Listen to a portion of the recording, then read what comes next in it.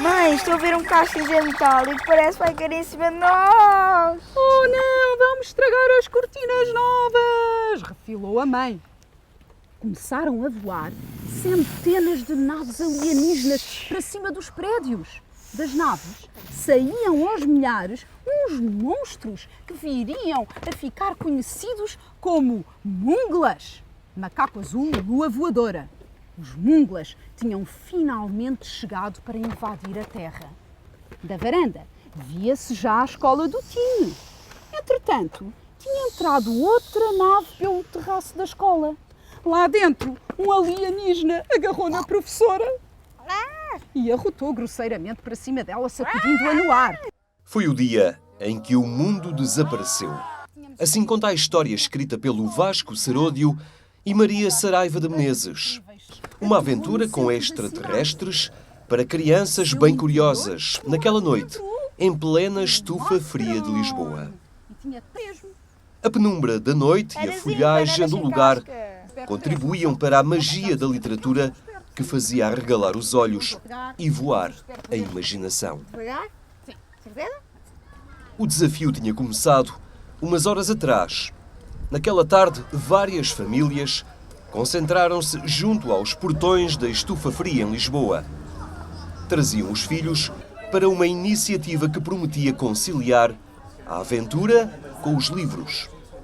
Eu penso que é uma oportunidade interessante para eles não só tornarem-se cada vez mais independentes, estarem socialmente com outros miúdos e, obviamente, havendo aqui a Feira do Livro e sendo essa a altura e o evento, o tema de passarem aqui uma noite, penso que será muito interessante para eles também ganharem hábitos de leitura, seja depois as histórias que vão contar e as aventuras que vão fazer ao longo do dia de hoje e do dia de amanhã. Eu sei que era muito divertido, porque ela poder vir acampar, não é, com as amigas, e na Estufa Fria, que é um sítio assim, emblemático de Lisboa. Acampar com histórias. Era esta a proposta da Associação Portuguesa de Editores Livreiros, em colaboração com as bibliotecas da Câmara Municipal de Lisboa, que, em plena Feira do Livro, convidava as crianças a acampar com os livros. A ideia entusiasmou desde logo os pais, que olham a oportunidade como um estímulo à leitura e ao crescimento cultural dos seus filhos. Porque eu acho que é uma excelente oportunidade de contacto com o livro e com a Feira do Livro. E ainda por cima, articulado com o facto de poderem estar aqui na Estufa Fria, que elas não conhecem, eu acho que foi excelente. E nós, no caso, viemos de Évora. E, portanto, eu acho de facto todas as oportunidades para contactarem com o livro, com a leitura, para a promoção do livro, são de facto excelentes oportunidades para elas reforçarem esse gosto pela literatura e por mais tarde serem pessoas que tomem decisões, o gosto pela informação, por serem cidadãs participativas e ativas. Tudo isto vai contribuir para que no futuro possam ser assim. Estamos um pouco mais na expectativa do que com a certeza do que é que vamos encontrar, o que é que eles vão encontrar ali dentro, mas um pouco a aventura, um pouco o convívio com outros miúdos da mesma idade, a ideia de eles nos largarem e nós medirmos um pouco o impacto que tem esse afastamento, que também é importante. E, por outro lado, o aspecto cultural, que também para nós é uma dúvida neste momento, exatamente qual é o impacto que vai ter neles, não é? Portanto, gerimos a expectativa e prognósticos no fim. Eu estou sempre muito atenta à cultura e, portanto, vejo sempre quais são os programas mais interessantes todos os meses e achei que esta era fantástica para eles. Famílias atentas ao desenvolvimento dos seus filhos, uma preocupação que recentemente marcou também o tema central das 11ª Jornadas da Pastoral da Cultura, que em Fátima falavam do triângulo educativo escola, família, comunidade. Sublinhando que é pena que alguns ainda pensem que a educação é uma obrigação da escola. Também é um tema da escola, já que os professores são educadores profissionais, mas os educadores naturais estão na família, estão na sociedade. E a educação não é apenas a educação escolar, a educação faz-se ao longo da vida, o povo diz, aprender até morrer, o saber não ocupa lugar. Nesse sentido, nós temos que partir não de uma lógica idílica da família, mas da compreensão da diversidade, da família, para que nós percebamos que o centro da vida está na dignidade das pessoas e o que tem mais valor ao que não tem preço, nós temos de partir da compreensão do outro e da compreensão das diferenças. Por ali se disse que as políticas educativas não podem estar dependentes dos ciclos eleitorais e devem funcionar no longo prazo. O tempo que dedicamos à cultura cultiva a própria família. A família também produz cultura. Primeiro porque não há escola que ensine os valores fundamentais como ensina a família. Porque na família há regras, mas há capacidade de superar as regras com a experiência da doação e com a experiência do afeto. E depois porque a escola já não dá, que devia ser esse parceiro, quebrou a confiança, como sabemos, na medida em que a escola quer substituir os pais. Portanto, parece-me que a primeira urgência da família é evangelizar e ser evangelizada. E por isso me atrevo-me a pensar que a pastoral da cultura não pode deixar de ser pastoral da família. E a família está atenta e preocupada. Quer o melhor para os filhos e o melhor é entendido por muitos como a cultura que permite todas as chaves de leitura da realidade. Uma cultura que não fique refém da superficialidade. Eu penso que cabe aos pais, tentando a pouco e aquele hábito de ler um pouco à noite antes de adormecer, acho que é importante e, portanto, vão ganhando algum gosto, embora generalizadamente esses hábitos se vão perdendo, não é? Mas, portanto, é sempre esta preocupação de lhes ler, de estimular neles os hábitos de leitura? Sim, tento isso, principalmente aqueles livros que nós também lemos, algumas edições, tentar os 5 ou uma aventura, tentar que eles leiam também e possam ganhar aquele mesmo gosto que nós tivemos na altura para conseguirem ganhar esse hábito. É porque, de facto, o gosto pelo imediato é muito fácil, portanto, isso eles não têm que criar gosto porque de facto está lá, é rápido, é imediato. E é trabalho dos pais, da família, fazer isso. Portanto, da família com a escola, da família com, por exemplo, com as bibliotecas escolares, com as bibliotecas públicas, incentivar e ter momentos de família que depois eles transportam para a sua vida mais tarde. Naquela tarde, a Estufa Fria encerrava, como habitualmente, pelas 19 horas. Com os portões fechados, os seus jardins eram agora o lugar mágico da aventura. Os livros eu vou ler! Na PLX eu vou curtir! Esta é a ideia de uma forma lúdica e pedagógica, mostrar que se pode estar a viver a leitura de uma forma prazerosa, contactar com a ilustração, contactar com os escritores e também contactar com os animadores, ouvir música, cantar, portanto viver um ambiente saudável. As mochilas carregavam os agasalhos e os utensílios de higiene, mas também muita expectativa e a vontade de viver uma aventura onde o divertimento se casa com o aprender. Afinal, é sempre assim quando se lê um livro. A Laura, felizmente, lê bastante. E depois ainda teve essa componente, porque eu pensava que era só dormir. Depois, quando vi a seguir, que eles davam aquele vale 10 euros e que reverte para comprar livros, achei fantástico, não é? Como é que foi estimulando na sua filha os hábitos de leitura?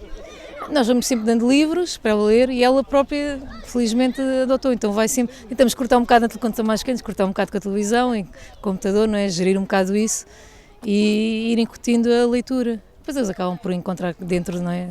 É tão vasto, acabam por encontrar uma linha que eles gostam. Ela é fanática pelo Harry Potter, fantástico, mas lê bastante, felizmente. Isso ajuda depois na escola, na parte de português, isso.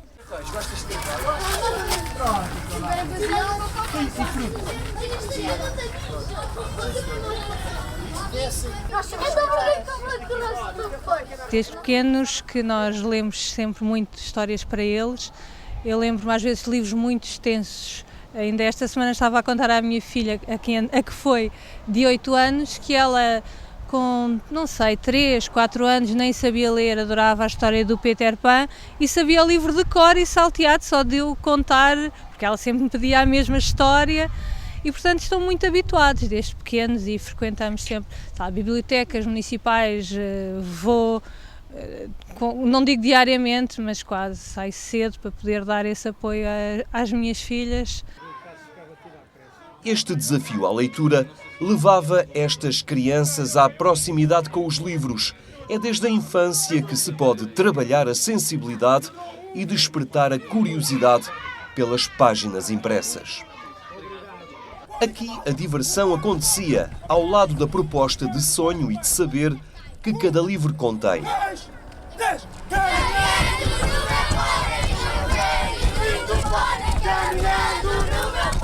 Trabalhar a inteligência, aumentar a cultura para chegar ao verdadeiramente importante, a sabedoria.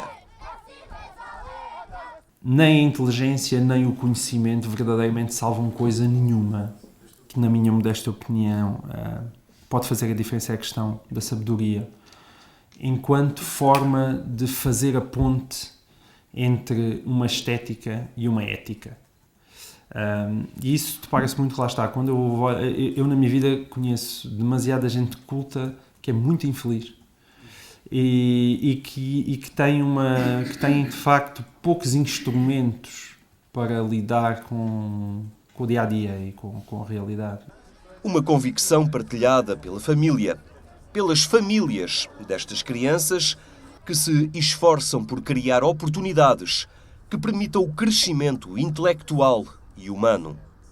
Por exemplo, quando nós temos, agora, porque estamos na altura em que começamos a chegar claramente a essa época, os grandes festivais de música, o que acontece é que todo o universo dos meus alunos vive absolutamente fascinado pela possibilidade de ir a um festival desses, ou ao Paredes de Coura. E se nós dissermos, mas tu podes vir ao Teatro Nacional São João assistir a, ou podes ir, uma coisa completamente, uma experiência, verdadeiramente uma experiência. Por exemplo, estou-me a lembrar agora de cor, de repente, de uma coisa absolutamente extraordinária que foi a leitura por Luís Miguel Sintra do Sermão do Mandato numa das mais bonitas igrejas do Porto, uma coisa perfeitamente acessível, divulgada. Não se encontra lá um único jovem, porque provavelmente os pais não o levaram. Nós este ano tentamos apresentá-los a muitos escritores. O último que foi lá foi o Dr. Alexandre Honrado. E eles não estavam assim muito virados para os livros dele. Depois de o conhecer, ficaram super entusiasmados e começaram a ler Alexandre Honrado.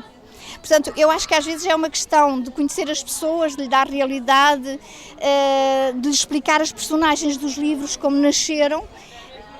É a nossa função de pais também tentar fazer-lhes chegar a cultura da melhor forma possível.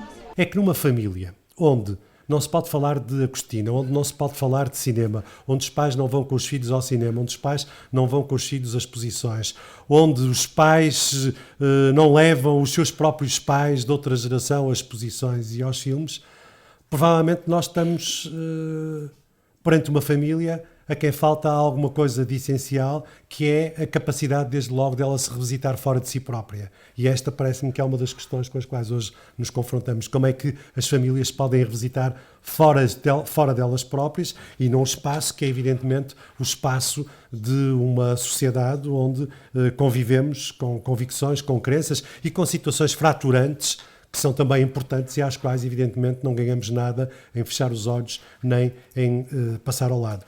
O que está a acontecer, mãe? Indagou o Tino, muito preocupado. Se o teu pai estivesse aqui, suspirou a mãe. Logo agora tinha de ir a bordo daquele vai-vem espacial. Tenta-se, assim, deixar uma marca, fazer a diferença para que, depois, estas crianças, já crescidas, possam optar e decidir com um olhar mais profundo perante a realidade. Eu acho que é isto que acontece na família. É que muitas vezes fazem-se pequenos vínculos que depois estão lá, é uma coisa que está inerente, e depois basta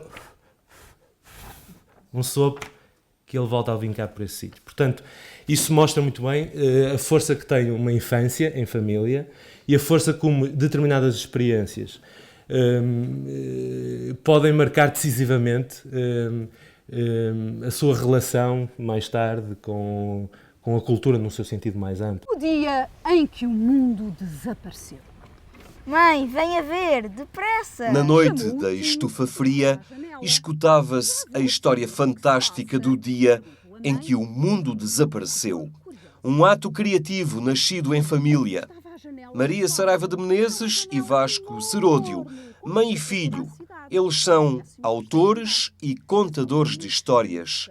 Partilham agora a paixão comum pelos livros e pelas letras. Abrindo completamente as cortinas. De repente, a mãe olhou pela janela, soltando um grito. O Vasco é o meu terceiro filho, a mais velha gosta um pouco mais de ler, o do meio não gosta tanto e o Vasco adora ler. Foi de facto natural e como eu comecei a dedicar-me à literatura infantil e comecei a contar as minhas histórias e o Vasco era o mais pequenino, como não podia deixá-lo sozinho, acabei por trazê-lo, acho que ele mergulhou um bocadinho no mundo de viver a literatura. Quanto à leitura, é algo mesmo muito natural, porque eu lembro-me quando ele tinha uns 6 anos e viemos à Feira do Livro, ele fez as suas comprinhas, chegou a casa, tinha uma pilha de livros assim e disse: "Oh mãe, posso ler isto tudo?" Quase como se, com medo que eu não deixasse. Portanto, veio de uma grande vontade dele e de facto ele tem uma paixão imensa pela literatura, quer seja banda desenhada, quer seja aventuras, quer seja história e mitologia. E pronto, tive essa sorte, daí a escrevermos o livro foi um passo muito natural. Timóteo. Eu nos textos, lembro-me no 5º ano, inventava assim palavras e os professores não deixavam que inventasse palavras. Portanto, decidi escrever assim em casa, assim, textos à minha vontade, sem regras assim livres, porque os professores não deixavam ser livre, tinha que ter sempre um assunto. E pronto, sempre adorei escrever. E escrever assim livremente, especialmente em casa, porque tenho mais mais imaginação. O que acontece é que o sol estava a pôr-se, começou a ficar de noite, escuro. E vocês sabem que é precisamente de noite que os ferozes animais selvagens saem para caçar. Então, eles começaram a avançar pé ante pé. Sabes que é muito importante as pessoas lerem. Sim. Porquê? Porque fazemos com a nossa inteligência e sabemos mais. Muito bem. E depois na escola, quando te mandam escrever, também é mais fácil. Sim. Quando lemos, podemos escrever o texto facilmente. Então, começaram a ouvir um som vindo do matagal. Alguém pisava alguma coisa. Era alguma coisa bastante grande. Então eles começaram a espreitar por entre as árvores para ver quem era. Eu a português costumo ter muito boas notas. Sou a melhor da turma a português e sim, adoro ler e assim a professora dá-me boas notas, sim. E de repente viram uma luz a brilhar por entre as árvores. E depois de verem essa luz, ouviram um rugido terrível, um grito terrível, qualquer coisa de muito terrível. E o grito foi tão terrível, o rugido foi tão terrível, que todos os animais acabaram por fugir, menos o menino, o rapaz do início da história. Ele ficou, porque ele era bastante corajoso. E ele deu um passo em direção à luz. E deu outro passo em direção à luz. E ele afastou os ramos das árvores que estavam lá. E ele viu que não era um feroz animal selvagem. Não era um feroz animal selvagem. Gosto de ler muito. Como é que tu aprendeste a gostar de ler? Lendo. A minha mãe começava por ler livros e depois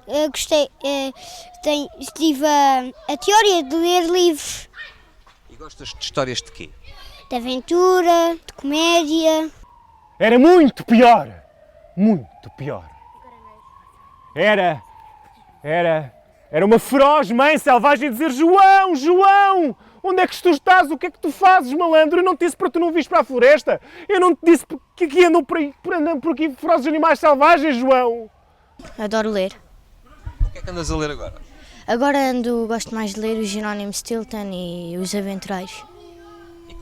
O que é que os teus pais é que te estimularam para teres o gosto da leitura? A minha mãe gostava sempre de me ler histórias antes de adormecer, e eu assim comecei a gostar de ler e quando cheguei ao primeiro ano aprendi a ler e gostei muito sempre de começar a ler. Fui eu que puxei pelos meus pais também. Oh meu Deus, só me dás trabalhos! João, onde estás tu? Então João disse: mãe, estou aqui. E então foi ter com a mãe. E a mãe: oh João, estava com tanto medo que tivesse acontecido alguma coisa. Costumas ler? Sim, muito. Muito? O que é que tu andas a ler agora? Livros mais para a minha idade e de aventura. E como é que tu começaste a ler? Foram os teus pais que te contaram histórias? Como é que foi? Não, fui eu que vi livros e fiquei curioso e comecei a lê-los. Então, e lês mais? Andar a ler. E lês mais livros ou vês mais desenhos animados? Leio mais livros. Porquê? Porque na escola há sempre um manual com um monte de histórias. E em casa tenho muitos livros. Tu já viste o perigo que é teres vindo para aqui? Eu não te falei de todos os ferozes animais selvagens que andam por aí, à solta. E reparem que estavam todos os animais a espreitar a conversa da mãe com o João. Depois o João deu a mão à mãe e foram os dois saindo da floresta. E o João acabou por dizer no fim: mas sabes, mãe, eu andei por aqui este tempo todo perdido e não vi nenhum feroz animal selvagem. E Vitória? Palmas para o livro.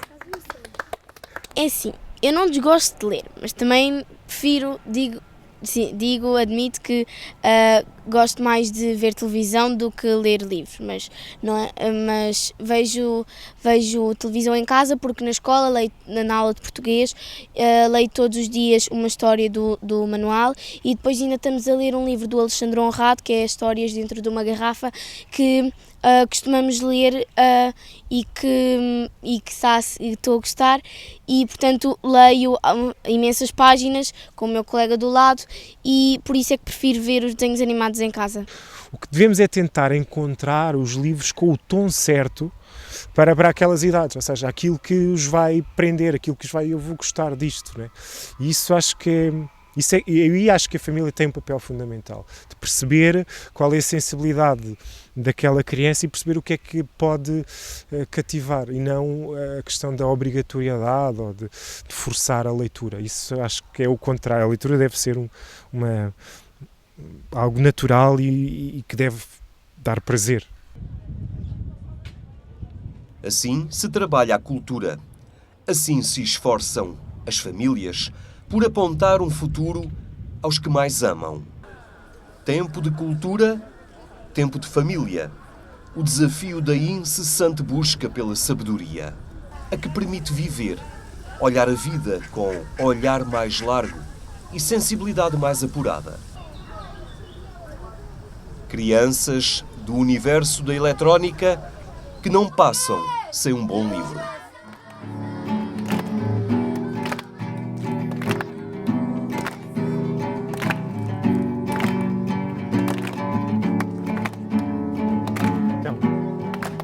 Era duas vezes, uns bichos nunca vistos.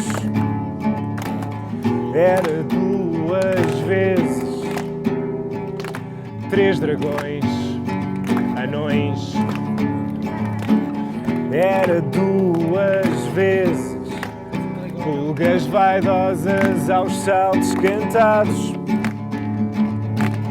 Era duas vezes, palavras avariadas e perigos e tigros e tropelias e risos, uma aventura sem cansura que o cansaço aqui não dura. Salva de palmas!